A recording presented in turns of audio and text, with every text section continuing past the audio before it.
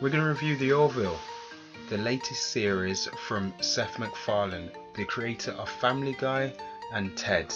In this series, he plays a character called Ed Mercer, who becomes the captain of a ship called the Orville.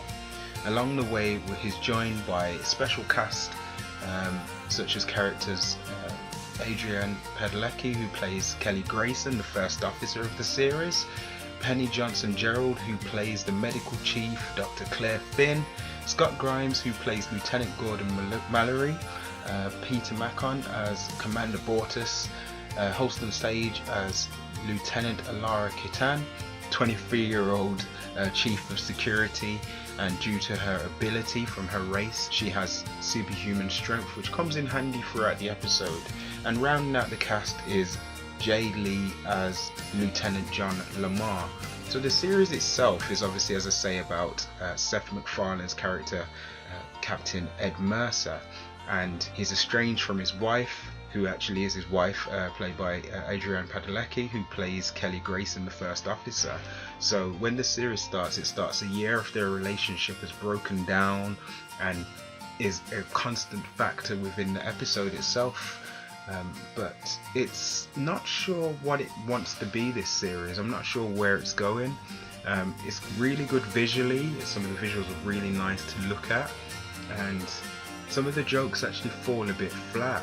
I'm not sure the series itself knows what it wants to be, and that's probably where the problem comes in. You've got a series here that looks cool.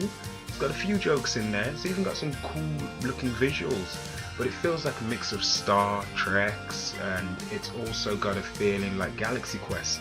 Now these are things myself that I actually enjoyed about the series, and I like Galaxy Quest and I also like Star Trek, so why wouldn't this be a great mix?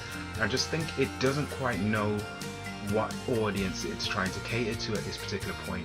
And as a pilot, it does okay enough to grip you and maybe come back for another week of hijinks and fun, but I think it's just lacking a little something as a series. But it is good to watch. It's great television. But I just think when it does find its audience, it will be really cool. The villains of the piece are called the Krill.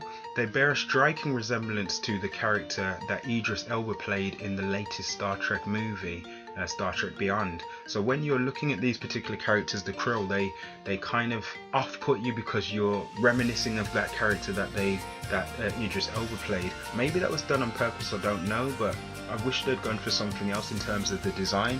As I say, the visuals are really cool. Some of the story itself is pretty cool, and I do want to see where it goes.